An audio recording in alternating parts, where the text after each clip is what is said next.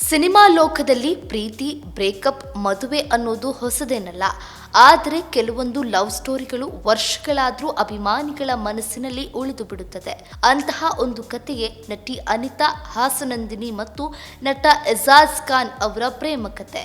ಇದೀಗ ಸಂತೋಷಕರ ದಾಂಪತ್ಯ ಜೀವನ ನಡೆಸ್ತಾ ಇರುವ ಅನಿತಾ ಹಲವು ವರ್ಷಗಳ ನಂತರ ತಮ್ಮ ಹಳೆಯ ಪ್ರೀತಿಯ ಬಗ್ಗೆ ಮನಬಿಚ್ಚಿ ಮಾತನಾಡಿದ್ದಾರೆ. ಹೌದು, ಕಾವ್ಯಾಂಜಲಿ ಧಾರಾವಾಹಿಯ ಮೂಲಕ ಸೂಪರ್ ಹಿಟ್ ಜೋಡಿಯಾಗಿ ಗುರುತಿಸಿಕೊಂಡ ಅನಿತಾ ಮತ್ತು ಎಜಾಜ್ ರಿಯಲ್ ಲೈಫ್ನಲ್ಲೂ ಪ್ರೀತಿಯಲ್ಲಿ ಬಿದ್ದಿದ್ದಾರೆ.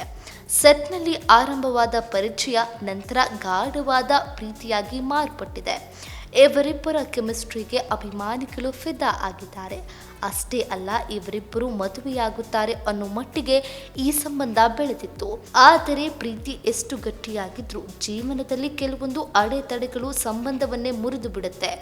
ಇತ್ತೀಚಿನ ಸಂದರ್ಶನದಲ್ಲಿ ಮಾತನಾಡಿದ ಅನಿತಾ, ಎಜಾಜ್ ಜೊತೆಗಿನ ಸಂಬಂಧ ನನ್ನ ಜೀವನದ ಅತಿ ದೀರ್ಘವಾದ ಸಂಬಂಧ ಆಗಿತ್ತು ಎಂದು ಹೇಳಿದ್ದಾರೆ. ಜೊತೆಗೆ ಅವರ ಪ್ರೀತಿಗೆ ಧರ್ಮವೇ ದೊಡ್ಡ ಅಡ್ಡಿಯಾಯಿತು ಎಂಬ ಸತ್ಯವನ್ನ ಬಹಿರಂಗಪಡಿಸಿದ್ದಾರೆ. ನಾನು ಎಜಾಜ್ನನ್ನ ತುಂಬಾ ಪ್ರೀತಿಸುತ್ತಿದ್ದೆ. ಅವನಿಗಾಗಿ ತನ್ನ ತಾಯಿಯನ್ನೇ ವಿರೋಧಿಸಿದೆ. ಅವನು ಮುಸ್ಲಿಂ, ನಾನು ಹಿಂದೂ. ಆದ್ದರಿಂದ ನನ್ನ ತಾಯಿ ಈ ಸಂಬಂಧವನ್ನು ಒಪ್ಪಿರಲಿಲ್ಲ. ಆದರೆ ಆಗ ನನಗೆ ಪ್ರೀತಿ ಮಾತ್ರ ಮುಖ್ಯ ಆಗಿತ್ತು ಎಂದು ಅನಿತಾ ಭಾವುಕರಾಗಿ ಹೇಳಿದ್ದಾರೆ. ಅಷ್ಟೇ ಅಲ್ಲ, ಎಜಾಜ್ ಖುಷಿ ಪಡಬೇಕೆಂದು ಅನಿತಾ ತಮ್ಮ ಜೀವನ ಶೈಲಿಯನ್ನೇ ಬದಲಿಸಿಕೊಂಡಿದ್ರಂತೆ. ಅವನಿಗೆ ಇಷ್ಟವಾದ ರೀತಿಯಲ್ಲಿ ನಾನು ಬದಲಾಗಲು ಪ್ರಯತ್ನಿಸಿದೆ. ಅವನನ್ನು ಹೊರತುಪಡಿಸಿ ನನಗೆ ಮತ್ತೇನು ಕಾಣುತ್ತಿರಲಿಲ್ಲ ಎಂದು ಹೇಳಿದ್ದಾರೆ. ಆದರೆ ಇಷ್ಟೆಲ್ಲ ಪ್ರೀತಿಸಿದರೂ ಇಬ್ಬರ ಸ್ವಭಾವಗಳು ಒಂದಕ್ಕೊಂದು ಹೊಂದಿಕೆಯಾಗಿಲ್ವಂತೆ.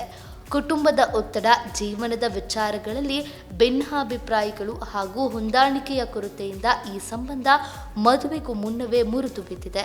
ನಾವಿಬ್ಬರು ಒಳ್ಳೆಯ ವ್ಯಕ್ತಿಗಳೇ, ಆದರೆ ದಂಪತಿಗಳಾಗಿ ನಾವು ಯಶಸ್ವಿಯಾಗಲಿಲ್ಲ. ಈ ಬಗ್ಗೆ ಅನಿತಾ ಹೇಳುವಾಗ ಅವರ ಮಾತಿನಲ್ಲಿ ನೋವು ಸ್ಪಷ್ಟವಾಗಿ ಕಾಣಿಸಿದೆ. ಇದೀಗ ಅನಿತಾ ರೋಹಿತ್ ರೆಡ್ಡಿ ಅವರನ್ನ ಮದುವೆಯಾಗಿ ಸಂತೋಷಕರ ಜೀವನ ನಡೆಸುತ್ತಿದ್ದಾರೆ. ಆದರೂ ಎಜಾಜ್ ಜೊತೆಗಿನ ಅವರ ಪ್ರೇಮ ಕಥೆ ಇಂದಿಗೂ ಅಭಿಮಾನಿಗಳಲ್ಲಿ ಚರ್ಚೆಯ ವಿಷಯ ಆಗಿಯೇ ಉಳಿದಿದೆ. ಅಂದಹಾಗೆ ಅನಿತಾ ಕೇವಲ ಹಿಂದಿ ಮಾತ್ರವಲ್ಲದೆ ತಮಿಳು ಹಾಗೂ ಕನ್ನಡ ಸಿನಿಮಾಗಳಲ್ಲೂ ನಟಿಸಿದ್ದಾರೆ. ಕನ್ನಡದಲ್ಲಿ ಪವರ್ ಸ್ಟಾರ್ ಪುನೀತ್ ರಾಜ್ಕುಮಾರ್ ಜೊತೆ ವೀರ ಕನ್ನಡಿಗ ಸಿನಿಮಾದಲ್ಲಿ ಕಾಣಿಸಿಕೊಂಡಿದ್ರು. ಬಳಿಕ ಬಾಲಿವುಡ್ ಹಾಗೂ ಕಿರುತೆರೆಯಲ್ಲಿ ಹೆಚ್ಚು ಸಕ್ರಿಯರಾಗಿದ್ದಾರೆ.